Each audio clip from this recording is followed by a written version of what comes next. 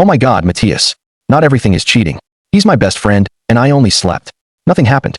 My wife said she needed space to find herself, then went on a beach trip with him while secretly planning everything behind my back. I'm Matthias.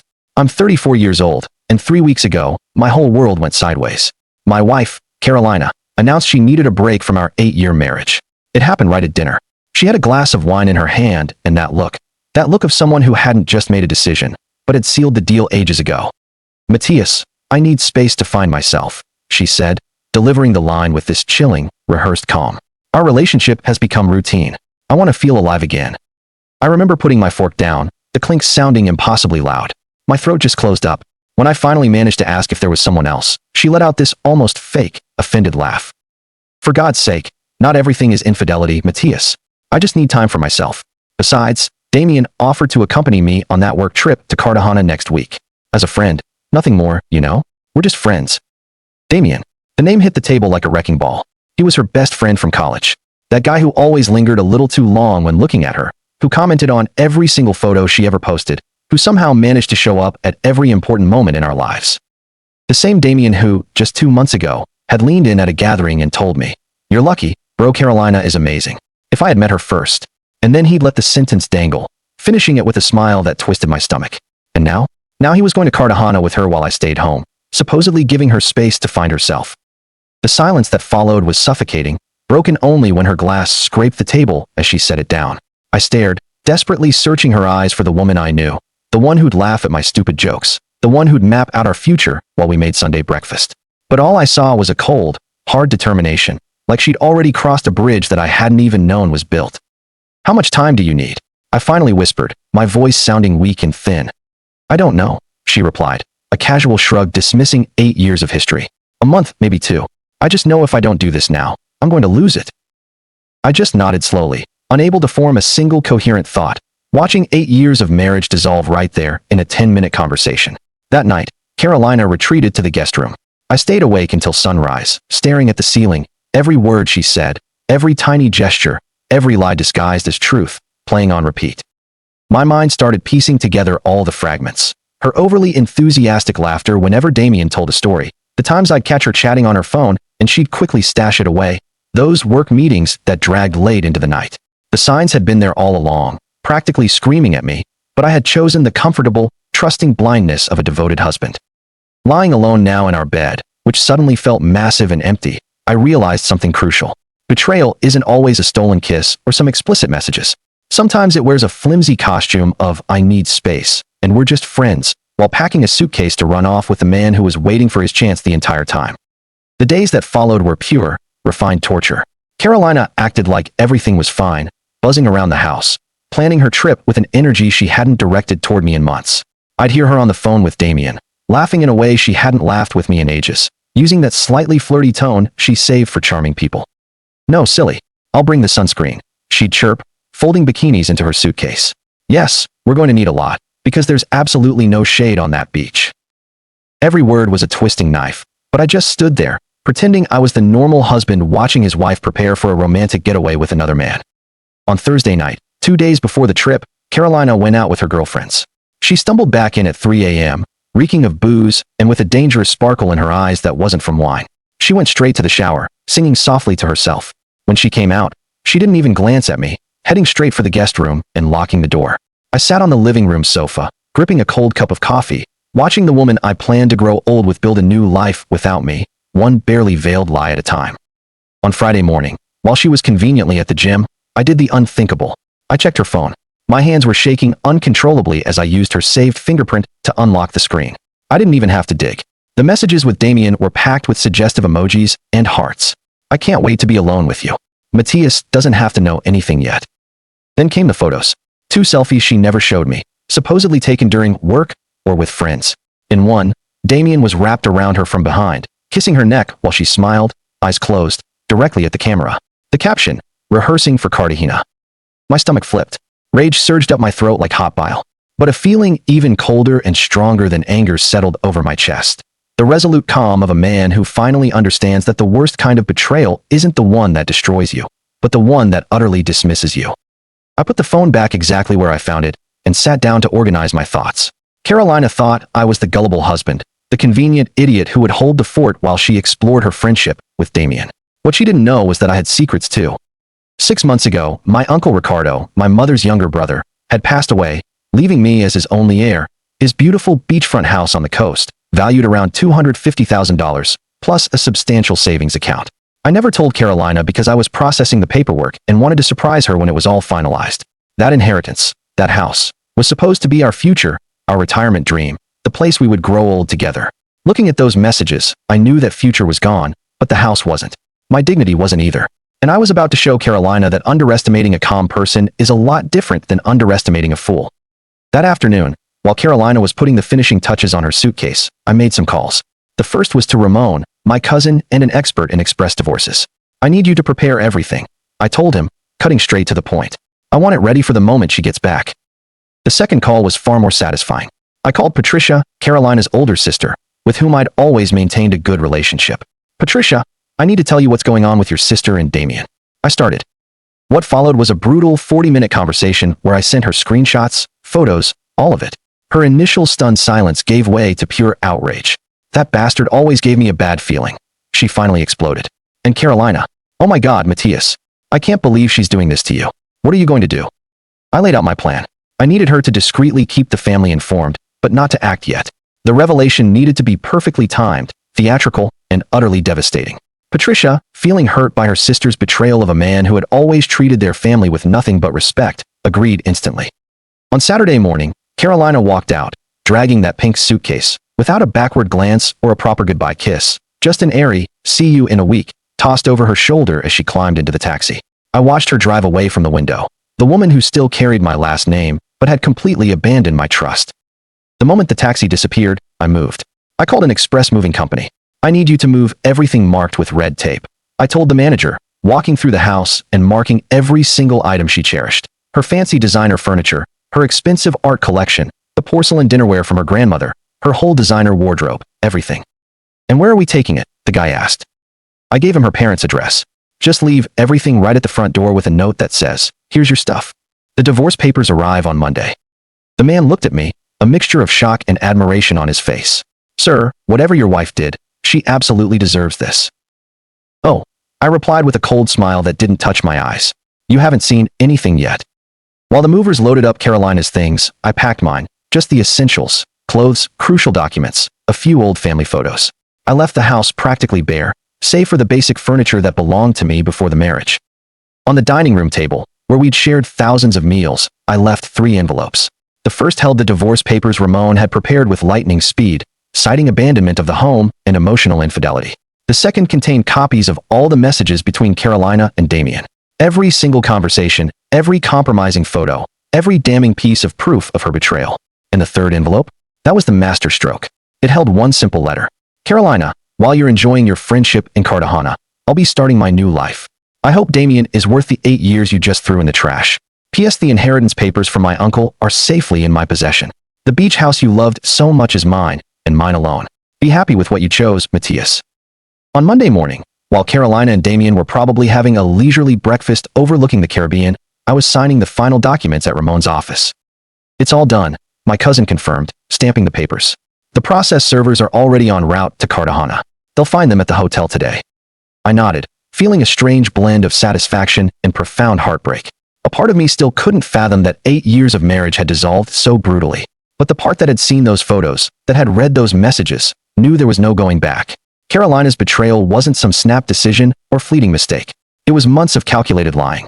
And I absolutely was not going to be the pathetic fool waiting for her at home while she played the liberated single woman. My phone started buzzing relentlessly around 2 p.m. First a message from an unknown number, then another, and another. I ignored them all. I knew exactly what was happening. The process servers had located Carolina and Damien. They were delivering the divorce papers right now, probably as they ate lunch on the hotel terrace, in front of God and everyone else. Ramon had confirmed he instructed the servers to make it as public as possible. Let her feel the shame, he'd insisted. Let the whole hotel know she's on vacation with her lover while her husband is suing her for infidelity. I hadn't asked for that level of public spectacle, but I didn't stop it either.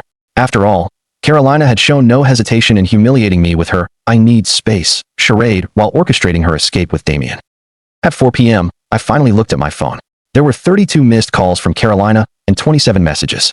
I read every single one. watching her narrative spiral out of control with each new text. The first were pure indignation. What in the hell is this, Matthias?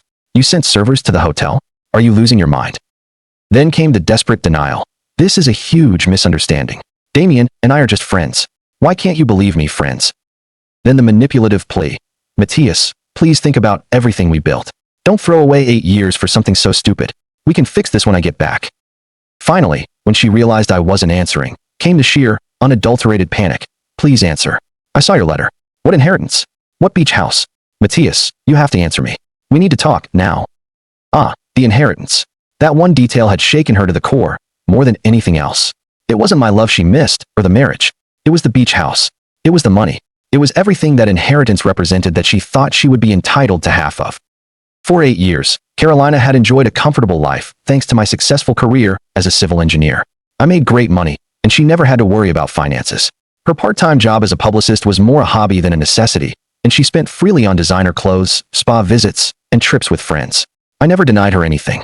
And now, she realized that entire lifestyle was about to vanish because without me, there was no access to that inheritance she was already mentally spending with Damien. Patricia called me that night, her voice a mixture of amusement and raw anger. Matthias, you are not going to believe this. Carolina called Mom, sobbing, saying she made a terrible mistake, that Damien is just a friend, and that you are blowing everything out of proportion. Mom cornered her. Then why did you run off on a trip with him the moment you asked your husband for space? And you know what she said? I needed to clear my head, Matthias. Even Mom could see the ridiculousness of that excuse. I laughed, a sharp, liberating sound. And what did your mother tell her? Patricia sighed. She told her she made her bed, and now she has to sleep in it. Dad is absolutely furious. I showed him the screenshots you sent, and he nearly exploded. He's forbidden Damien from the house and told Carolina she has to face the consequences of her choices. I had genuinely feared her family would circle the wagons and defend her, painting me as the villain, the controlling husband who wouldn't let his wife have friends. But Patricia's evidence was solid, and the truth was undeniable. This wasn't a case of jealousy or male insecurity. This was a wife who had consciously chosen to cheat, lie, and humiliate her husband, all while asking for space to find herself. Now that the mask was ripped off, everyone saw the true Carolina beneath her polished image. On Tuesday, I received a message from Damien. Bro, this has gotten completely out of hand. Carolina is devastated. We're just friends. I swear she just needed support, and I was there as a friend. Nothing else happened. You have to believe me. I reread it 3 times, the rage crawling back up my spine. Bro, after all this time pretending to be my respectful buddy, now he tries the supportive friend line? I sent a short, devastating reply. Damien, I have all the conversations where you meticulously planned this for months. I have the photos. I have proof this isn't a friendship. It's an affair you kept hidden while I was trying to hold my marriage together. So, spare me the stories. And by the way, I hope it was worth trading an 8-year commitment for one vacation in Cartagena. Good luck with that. He didn't reply. I blocked his number immediately. Then Carolina tried a desperate Hail Mary. On Wednesday, she showed up at my office. She somehow charmed her way past security, claiming a family emergency. When my secretary buzzed me, my first instinct was to have her removed, but I decided to face her, to end this cleanly, once and for all. I walked down to the lobby. She was waiting there, her eyes swollen and red, her makeup smeared, wearing clothes I'd never seen her in. Unglamorous, unconfident. Not the woman who always projected poise, but a terrified woman finally staring down the barrel of consequences. Matthias, please, she started before I could speak. We need to talk. This is a massive misunderstanding. Yes, I went to Cartagena with Damien, but I swear nothing happened. We slept in separate rooms. I just needed to disconnect, to get away from the grind.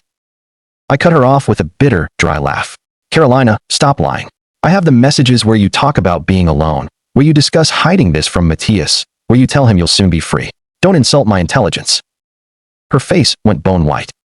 That was just flirting. It didn't mean anything real. I never cheated on you physically. And you think that makes a difference? I asked, my voice dangerously level. You lied to me for months. You planned a romantic getaway with another man while I was sleeping next to you. You asked for space so you could be with him guilt-free. Where in any of that do you see anything salvageable?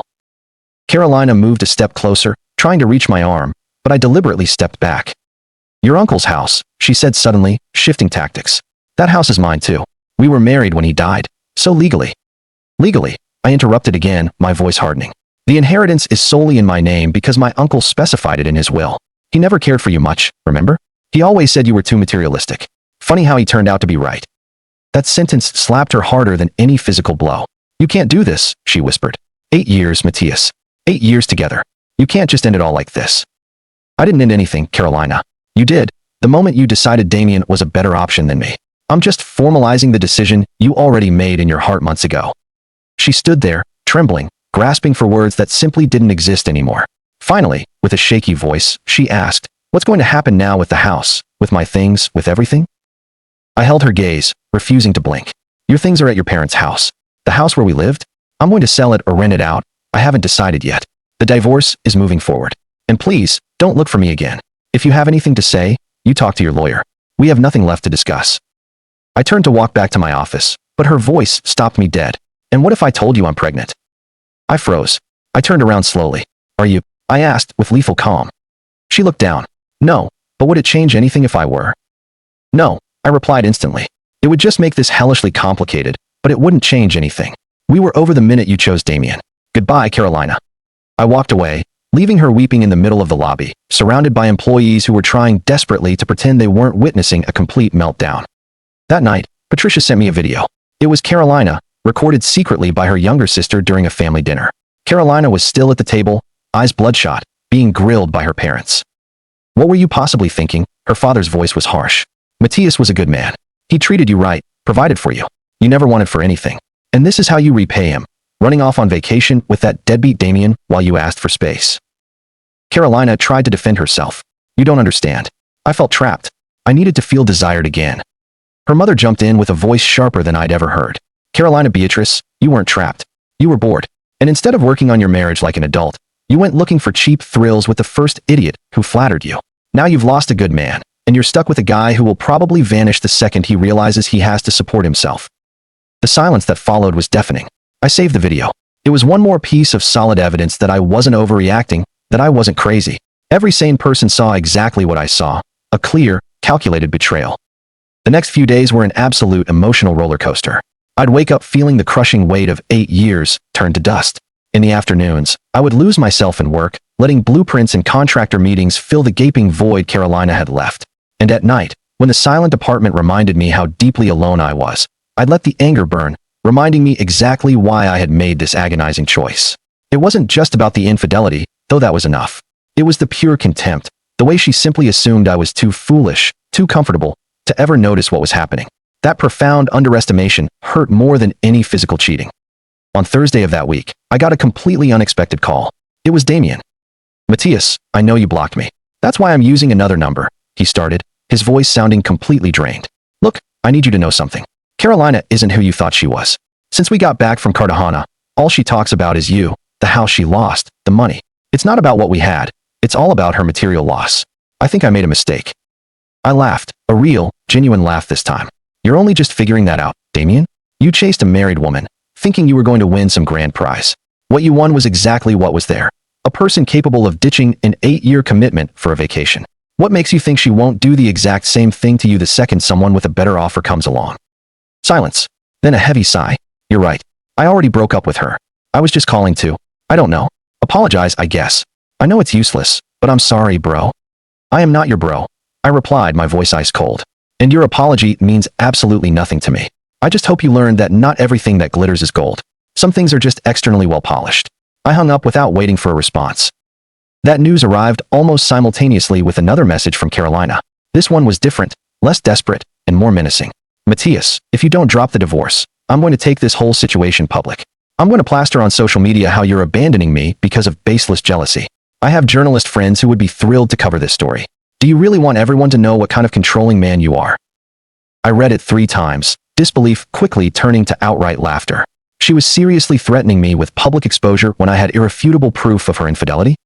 I forwarded the message to Ramon with a quick note. Get everything ready. If she wants a media war, she'll get the nuclear option. My cousin immediately replied, I'm on it. I have media contacts. If she publishes her victim version, we publish the screenshots and photos. Let's see who the world calls the victim then. On Friday night, Carolina made good on her threat. She uploaded a lengthy post to her social media, where she had nearly 5,000 followers. The text was a pure masterpiece of victim manipulation. Sometimes people change when you least expect it. After 8 years of marriage, my husband decided to abandon me because I needed personal space to grow. He accuses me of infidelity simply for having male friends, for wanting to travel and find myself. Today I'm alone, without my home, without my belongings, trying to process how someone who claimed to love you can turn against you so viciously. To all the women going through this, you are not alone. Control and jealousy are not love. We deserve the freedom to be ourselves. The comments flooded in instantly, mostly from strangers expressing blind solidarity, calling me a monster, controlling, and toxic. I waited exactly 2 hours, enough time for her post to gain serious traction, for the outrage to boil, for Carolina to feel completely victorious. Then I published my response. Not a long text, but a carousel of images. The first slides were the damning screenshots of the conversations between her and Damien, the compromising photos, the messages planning the trip behind my back, all of it. The final image was a simple photo of the divorce papers, with the grounds of emotional infidelity and abandonment of the home highlighted in bright yellow. My accompanying text was brief and brutal. Here is the full context of the story my wife decided to share. The facts speak for themselves. Sometimes freedom to find oneself is just a feeble excuse for betrayal. And I added a final punchline I knew would sting. P.S. The friend she ran off with has already dumped her. Turns out she wasn't a good investment after all. The post exploded in less than an hour, garnering 3 times the attention of Carolina's post. The comments on her original post flipped dramatically. Where there was support, now there was confrontation. Is this really true, Carolina? How utterly embarrassing. You manipulator. And here we were defending you while you were doing that to your husband. Her only response was to frantically try to delete both posts through reporting. But the damage was done. The screenshots were already loose, shared by dozens of people. The true story was out, and there was absolutely no way to cram that genie back into the bottle. Patricia texted me. Matthias, literally half the city is talking about this. Mom says Carolina won't stop crying. She claims you humiliated her publicly. I replied, I didn't humiliate her. I only exposed the truth she was desperate to hide. She earned her own humiliation with her actions. On Saturday morning, exactly 1 week after Carolina had left for Cartagena, my doorbell rang at the temporary apartment I was renting. It wasn't the arrogant, confident Carolina who had left on the trip. This one had greasy hair, wrinkled clothes, unpainted nails. She looked absolutely wrecked. Matthias, please, she begged before I could fully close the door. I need to talk to you for real this time, without a single lie. I let her in, driven more by detached curiosity than any lingering compassion. We sat on the tiny living room sofa, maintaining the physical distance of strangers, which is precisely what we had become. Damien left me, she started, her voice a fragile whisper. 2 days after you published those screenshots, he said he couldn't be with someone who caused so much drama, that his own reputation was at stake. Matthias, I made the worst mistake of my life. I stared at her, completely expressionless. And you came here expecting what? For me to just forgive you? For me to forget everything and go back to the way we were? She shook her head violently. No, I don't expect that. I just needed you to know that I genuinely regret it. That you were right about everything. That I was an idiot who traded something solid for a cheap illusion. That I lost the only man who truly loved me for some guy who only wanted what I could offer him. Her words hung heavy in the air. A small, weak part of me, the one that still remembered the 8 years of good times, felt an urge to hold her and say it would be okay.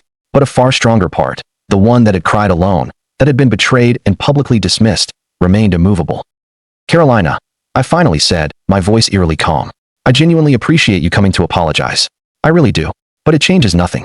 Regret doesn't magically erase betrayal. The fact that Damien left you doesn't mean I should take you back. You don't regret betraying me. You regret the miserable consequences of that betrayal. If Damien had stayed, if you had gotten half of my uncle's inheritance, would you be sitting here right now begging for forgiveness? We both know the answer to that. She finally broke down, an ugly, genuine cry, not the delicate, manipulative tears she had used before. So this is it then. 8 years, and it just ends like this? No, I corrected her firmly. 8 years into the minute you decided Damien was a better choice than me. This, I gestured to the room, is just the process of divorce. I gave her a tissue. After she calmed down slightly, I told her something I had planned from the start. Carolina, I'm going to do something I probably shouldn't. I'm letting you stay in the marital home for 2 months while you find a new place to live.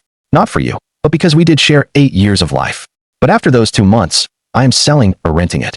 And when you finally sign the divorce papers, which I hope is soon, I want you to know that I don't hold a grudge. I hold lessons. I learned that trust is fragile, that people change, and that sometimes love is simply not enough when respect is completely gone. I hope you've learned something from this, too. She just nodded between deep sobs, unable to speak. I walked her to the door. Just before leaving, she turned and looked at me one last time. Is there anything I can do to make you reconsider? I looked into her eyes, the same eyes that once made me fall in love, and shook my head. No, Carolina. Some things, once they are truly broken, can never be put back together. Take care. I closed the door gently. No dramatic slamming, no shouting, just the final, definitive sound of a chapter closing forever. That night, completely alone in my apartment, I cried for the first time since all this began. I didn't cry for Carolina or for the wreck of our marriage. I cried for the old version of myself, the one who believed in happy endings, who thought love and loyalty were enough. That version died the day I found those messages. And though the loss was painful, I knew it was absolutely necessary. In its place, a stronger person was emerging. Someone who would never accept less than what he deserved. Someone who valued his own dignity more than any relationship. Carolina's betrayal hadn't destroyed me. It had fundamentally rebuilt me. And that reconstruction, despite the pain, was shaping up to be the most satisfying revenge of all. Moving on without her, growing better without her, and ultimately being happy without her. A month after that raw confrontation, my life had taken an unexpected and positive turn. The divorce was proceeding smoothly.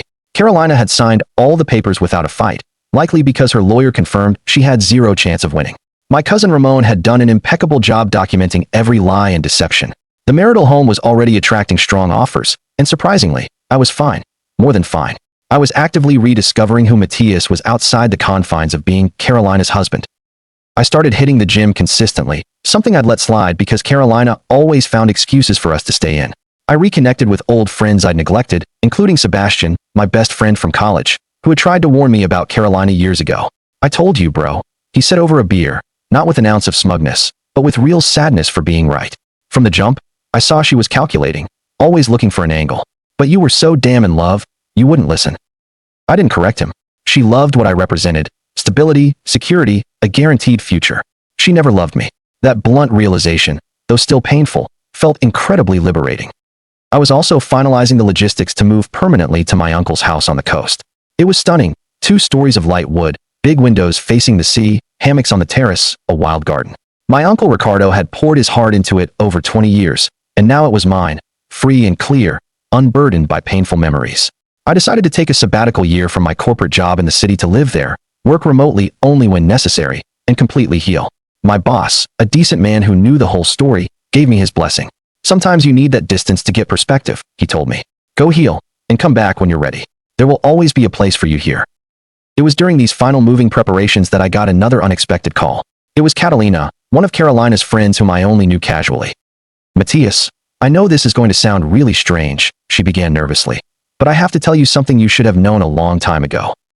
I sat down, my guard instantly up. Catalina continued. "The night before Carolina left for Cartagena, we had a girls' night. I was there. Carolina got totally drunk and started spilling things she shouldn't have. She said you were convenient but boring, that Damien was exciting, and that as soon as she got access to your uncle's inheritance, she was going to make sure she cleaned up in the divorce. MATÍAS, she was already planning to leave you before that trip. She was just waiting for the right moment." The ensuing silence was heavy. "Why are you telling me this now?" I finally asked. "Because I feel awful," Catalina admitted. "I should have told you then, but I thought it wasn't my business to interfere. Then I saw everything that happened, how she tried to play the victim, and I couldn't stand it anymore. You deserve the entire truth." I thanked Catalina for her honesty, however belated, and hung up. The information changed nothing practically. The divorce was final. Carolina was exposed. But it confirmed every single dark suspicion I had. This was not an accident or a moment of weakness. It was a calculated, premeditated betrayal. Carolina hadn't just been unfaithful. She had planned to fleece me, manipulate me, and discard me once she got her hands on my money. The fact that Damien turned out to be a spineless coward who abandoned her the minute there were consequences was, quite frankly, poetic justice. Carolina's regret was never about hurting me. It was about miscalculating her greedy move. That night, needing to put a definitive full stop on this chapter, I did one more radical thing. I called my web designer friend and asked him to set up a simple, anonymous web page. I retold the entire story, using pseudonyms but maintaining every detail: the lies, the evidence, the Cartagena trip, the public expose, everything. At the end, I added a lessons learned section. If your partner asks for space right before going on a trip with someone of the opposite sex, they are not looking for space. If someone says, "We're just friends," but hides the conversations, they are not just friends. If your gut is screaming that something is wrong, you are almost certainly right. Trust yourself before you trust any empty promise. The page exploded, going viral on social media and relationship forums within days. Thousands of people commented, shared their own stories of betrayal, and thanked me for the courage to put the truth out there. It became something much bigger than my personal trauma. It was a collective affirmation for everyone who had been betrayed and found the strength to walk away. Carolina found the page and, predictably, lost it. She sent me furious messages. "How dare you make our private life public? I'm going to sue you for defamation." I sent one last, final reply. It's anonymous. Your name isn't on it anywhere. If you recognized yourself in the story, it's because you know exactly what you did, and defamation is based on lies. I only told the truth. Good luck with that lawsuit. She never wrote again. Her lawyer must have explained she had no case, since everything on that page was verifiable fact. 2 weeks before my final move to the coast, I hosted a goodbye dinner for my family and closest friends. It was a beautiful summer night on my apartment terrace with good food, genuine laughter, and the company of people who truly mattered. My mother, who had never warmed to Carolina, raised a glass to my son, who had the courage to finally demand the respect he deserved. Everyone cheered, and for the first time in months, I felt real peace. Not the peace of resignation, but the calm certainty of someone who had fought fairly and done the right thing, despite the pain. During the dinner, Patricia arrived with an update. "Matthias, I thought you should know. Carolina moved. She's in another city, working for a small PR firm. She thinks she needs a fresh start, where no one knows her story." I absorbed the information without much reaction. "And Damien?" Patricia smiled, a little bitterly. "Damien is already dating another engaged woman. He clearly has a type. But this time, the girl's family found out quickly and threatened him. He's pretty much in hiding now, too." It felt like a strange kind of divine justice. Both of them got exactly what they deserved, not dramatic punishment, but the entirely predictable, natural fallout of their own actions. Carolina had to start over in a strange city without the financial safety net I had provided, stripped of the social status she valued so much. Damien was now branded as the guy who destroys marriages, making him untouchable to any decent woman. The night before I left for the coast, I took one final drive around the city. I passed all the significant places from my marriage: the first date restaurant, the park where I proposed, the church. With every landmark, I felt less pain and more clarity. Those memories didn't define me. They were just chapters one had closed, lessons learned. There was no bitterness, no desire for further revenge. Just the acceptance that some people enter your life only to teach you exactly what you must never tolerate again. I stopped at the boardwalk, where the waves gently crashed against the rocks, and pulled the wedding ring from my pocket. I looked at it under the streetlight, remembering the day I slipped it onto Carolina's finger, the promises we made. Then, without ceremony or drama, I tossed it into the ocean. It vanished into the dark waves, sinking forever, taking the last remnants of that failed marriage with it. I stood there, feeling the salt spray on my face, and I smiled. It wasn't a smile of joy, but of absolute finality, of freedom, of new beginnings. The next day, bright and early, I loaded the last boxes into my truck, handed the apartment keys to the manager, and started the 4-hour drive to the coast. As I drove, windows down and music from my single days blasting, I couldn't help but think of the irony. Carolina claimed she needed to find herself, seeking excitement and adventure outside our marriage. In the end, I was the one who actually found myself and went on a real adventure. She ended up lost, fleeing to a strange city, carrying the undeniable weight of her shame. I ended up free, in my own house in the place of my dreams, surrounded by people who truly valued me, equipped with profound lessons, and facing a future full of possibility. If that was revenge, it tasted surprisingly sweet. I arrived at the house on the coast just as the sun was setting, painting the sky in unbelievable oranges and pinks. The property was even more beautiful than I remembered. 2 floors of light wood, huge windows that looked straight out onto the ocean, a big terrace with hammocks, and a wild garden spilling over with bougainvillea. My uncle Ricardo had spent his last years here, happy and retired, and now I completely understood why. There was a profound peace here that the city could never offer, a silence broken only by the waves and the wind in the palm trees. I spent the first few days just settling in. I unpacked at my own pace, arranging my things in spaces that felt instinctively right. I scrubbed every corner until the house felt like my own, not just a repository of my uncle's memories. I established a simple, healthy routine: up at dawn, a run on the beach, a few hours dedicated to remote architecture projects, then the afternoons reserved for reading, swimming, or simply existing without the pressure of anyone else's expectations. For the first time in years, I felt entirely like myself, without having to bend or mold to please anyone.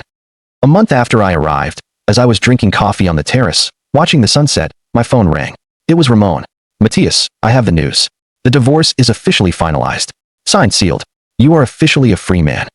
I expected some dramatic swell of emotion, relief, sadness, nostalgia, but all I felt was a deep, quiet calm. "Thanks, Ramon, for everything." "How are you doing, cousin?" he asked, with genuine care. "Good," I replied, and realized, with a jolt, that it was true. "Really good. Better than I've been in years." "I'm glad. Hey, Carolina also signed the papers giving up any claim to your inheritance. I think she finally accepted that she had no legal standing." "Perfect," I said simply. We talked for a few more minutes, and then I hung up. I looked out at the ocean, the same ocean where I had tossed my wedding ring weeks ago, and felt that this cycle was definitively, completely over. That night, driven by a need to share something positive after so much negativity, I updated the website I had created with my story. I added a new post titled, 6 months later. To everyone who followed my story and shared their own, I want you to know, there is a life on the other side of betrayal. A real life, a good life, your own life. Today, my divorce was officially finalized. I felt no pain. I felt no rage. I only felt gratitude. Gratitude that a person who didn't value me freed me to find someone who will. Gratitude that a slammed door forced me toward open windows I would never have explored otherwise. Gratitude that my ex-wife's regret arrived too late, forcing me to move forward instead of returning to something toxic. I am living on the coast in a house that is fully mine, surrounded by peace and possibility. To all those facing similar betrayals, demand the respect you deserve and understand that the best revenge isn't some complex scheme, but building a life so rich and full without them that their regret becomes utterly irrelevant. The comments flooded in immediately. Hundreds of strangers thanking me, sharing their own positive updates, celebrating with a guy on the internet who had found his way back to himself. 3 months after moving, during one of my morning walks on the beach, I met Elena. She was a veterinarian who had moved to the coast a year earlier to open a clinic focused on local stray animals. We met because she was trying to free a sea turtle tangled in fishing net. "Can you just hold it still while I cut the net?" she asked me matter-of-factly. I spent the next 20 minutes holding that beautiful creature while Elena worked with specialized scissors, talking softly to both the turtle and me, explaining the dangers of ocean pollution. When we finally freed the turtle and watched it swim away, Elena smiled at me. It was such a genuine, uncalculating smile, so completely free of any agenda, that it stopped me cold. "Thanks for your help. I'm Elena, by the way." "Matías," I replied, shaking her outstretched, sandy hand. And just like that, without any fanfare or complication, something new began. Elena and I started meeting casually, at the farmer's market, at the local coffee shop, during my morning runs when she was out exercising, too. The conversations flowed easily, without the suffocating weight of romantic expectations. We were just two people enjoying each other's company. She shared that she, too, came from a failed relationship. Her ex couldn't handle her decision to leave the city to work in a small town. "He told me I was wasting my potential," she recalled with a bitter laugh. "As if my potential only mattered if I used it exactly where he wanted." I understood that feeling perfectly, that need for external validation that some people impose on those they claim to love. With Elena, I discovered a treasure I'd forgotten existed: simplicity. There were no mind games, no measuring every word, no constant effort to please or meet some impossible standard. It was just two people who liked being together, without any frantic need to label or define the connection. Some days we'd spend hours together, other days we'd barely see each other, and it was perfectly fine because neither of us was trying to fill a void. We were sharing our separate, full lives. 6 months after moving, Elena and I were sitting on my terrace, watching a spectacular sunset. She knew my whole story. I knew hers. We still hadn't talked about the future, about commitment, or anything heavy.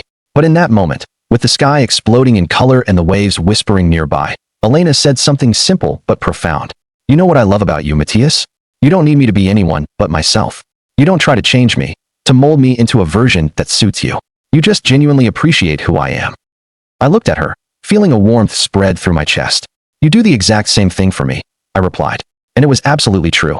With Carolina, I always felt like I was being judged, weighed against some unreachable standard. With Elena, I was simply Matías, and that was enough. That night, after Elena left, I received one last message from Carolina. It was the first in 4 months. "Matías, I know I have zero right to write to you, but today the divorce paperwork was officially finalized, and I wanted to tell you something. Thank you. I know it sounds insane, but thank you for not letting me come back, for not accepting my apologies, for forcing me to face the brutal consequences of what I did. These months have been the hardest of my life, but they've also been the most honest. I finally understand the problem was never you. It was me, chasing external validation, wanting cheap excitement instead of real love, confusing stability with boredom. I don't expect your forgiveness, and I'm definitely not asking for another chance. I just wanted you to know that what you did, though it hurt like hell, was the right thing to do, and I hope you are truly happy. You deserve it." I read the message 3 times, searching for any trace of manipulation, but for the first time, her words sounded devastatingly sincere. I sent one short reply. "Carolina, I wish you the best. I hope you find the peace you were looking for, and I hope the next person who enters your life receives the honesty I deserved, but never had." I blocked her number permanently. I closed the app and looked back out at the ocean. The chapter was closed. Completely, finally, absolutely closed. A year after that horrible trip to Cartagena, my life was unrecognizable. The house on the coast had become my real home. I renovated the second floor into an architecture studio with an ocean view, where I worked only on projects I genuinely cared about, instead of the corporate sludge that had drained me. The business was surprisingly successful. Elena and I had naturally slid into a serious relationship without any dramatic declarations. She essentially lived with me now. Our rhythm was perfect. We worked during the day, shared quiet afternoons exploring the area, and spent the evenings cooking, watching movies, or just talking late into the night. It was the kind of relationship I never knew was possible, built on mutual respect and absolute, game-free honesty. Patricia visited me in March with more news from the city. Carolina, she said, was still working at that small agency. She had tried to rebrand herself on social media as a life coach, offering relationship advice, but the comments always found her. People who knew her story asked with cruel, inescapable irony how someone who blew up her own marriage over an affair could possibly give advice on healthy relationships. She eventually shut down those accounts and now lived much more privately. I think she finally realized she can't outrun her own consequences, Patricia commented. Mom talks to her sometimes. She says Carolina sounds different, more humble, but the damage is permanent. No one in the family trusts her the way they used to. I didn't feel any satisfaction hearing that, just a slight, detached sadness for the life she threw away. Damien hadn't fared any better. He tried dating several women, but his reputation preceded him. In our small hometown, where everyone gossiped, being the guy who helped destroy a marriage was not a good dating profile. Sebastian said he saw him at a bar a few months ago, drinking alone and looking pathetic, Patricia said. I almost felt sorry for him, but then I remembered what he did to you, and the feeling passed. I felt neither pity nor resentment for Damien. He simply no longer mattered. He was an irrelevant footnote in a story that no longer defined my present. The changes in me went beyond geography or romance. I had recovered parts of myself I'd buried trying to be Carolina's idea of the perfect husband. I picked up the guitar again. I joined a group of local volunteers who cleaned the beaches and protected turtle nests, the same activity that had first connected me with Elena. I made real friends, people who valued me for who I was, not for what I could provide. My mother visited often, delighted to see me genuinely happy. This is you, she told me during one visit, watching me laugh easily with Elena. The real MATÍAS, not the version Carolina forced you to be. One afternoon in June, while Elena and I were walking on the beach collecting shells, she stopped me abruptly. MATÍAS, there's something I need to ask you. My heart seized, the old reflexes preparing for conflict. But Elena just smiled. Do you think you're ready for something more serious? Because I am. I moved here to find peace, and I did. But I also found something more. I found you, and I want to build a real life with you, if you want that too. I looked at her, this amazing woman who had appeared when I least expected it, and I felt a certainty I had never felt before, not even in the first rush of love with Carolina. Yes, I replied, without a fraction of a doubt. I'm ready, more than ready. We kissed right there on the beach, the sun setting behind us. And for the first time in years, the future wasn't something to dread, it was something to celebrate. The last I ever heard of Carolina was 3 months ago. Patricia forwarded a message Carolina had sent her. Tell MATÍAS I saw his updated website. I'm truly glad he found happiness. I'm still trying to find mine. Maybe one day I'll get there. And if he ever needs to hear this, I am truly sorry. Not just for how things ended, but for how they started to end. For every lie, every deception, every single time I chose Damien over him. I'm sorry I didn't value what I had until it was completely gone. I didn't reply, not because I was holding a grudge, but because there was truly nothing left to say. Carolina's regret was her own burden now, not mine. I had moved on. I had built a new, better life. I had found real love with someone who cherished me. Her apology, however genuine, reached a man who no longer needed to hear it. Today, as I finish writing this, sitting on my terrace with Elena asleep in the hammock beside me and the sound of the waves as our soundtrack, I can honestly say that Carolina's betrayal was the best thing that ever happened to me. Not because betrayal is good, but because it violently forced me to make decisions I never would have made otherwise. It forced me to value myself, to demand respect, and to rebuild my entire life on my own terms. If she hadn't betrayed me, I'd probably still be stuck in a dead-end marriage, the convenient husband to a person who saw me as nothing more than a means to an end. Instead, I am here, in my own home, with a woman who loves the real me, surrounded by natural beauty and an inner peace I never knew I could achieve. To everyone reading my story and identifying with it, let me tell you this honestly. Betrayal hurts like hell. The process of letting go is agony. Facing the ugly truth about someone you loved is devastating. But you know what hurts even more? Staying with someone who doesn't value you, who lies to you, who betrays you, and then expects you to take them back without any real consequences. That pain is a slow, poisoning ache that lasts forever. So if you're going through something similar, find the courage to slam that door shut. Demand the respect you deserve, and trust that a life is waiting for you on the other side of that pain. A life where you don't have to doubt, where you don't have to check phones, where you don't have to wonder if you're being lied to. A life where love is simple, honest, and mutual. Carolina chose the temporary thrill of a pathetic affair over the stability of a real marriage. Damien chose to chase a married woman, thinking he'd win a trophy. Both ended up alone, crushed by the natural consequences of their choices, watching the person they betrayed find genuine, lasting happiness without them. This wasn't accomplished by revenge. It was simply the natural course of events when a person finally values their dignity more than any toxic relationship. And that, in the end, was the only possible revenge. Being happy without them, being better without them, proving that the regret of the one who betrayed you always comes far too late when you've already built something beautiful in their absence. Do you ever fear that the person who shattered your life is already thriving, making your closure feel worthless? Or is the ultimate satisfaction truly found in building a life they can only watch from a distance? Thanks for watching, and don't forget to subscribe to the channel and leave a like. Share your thoughts about this story in the comments.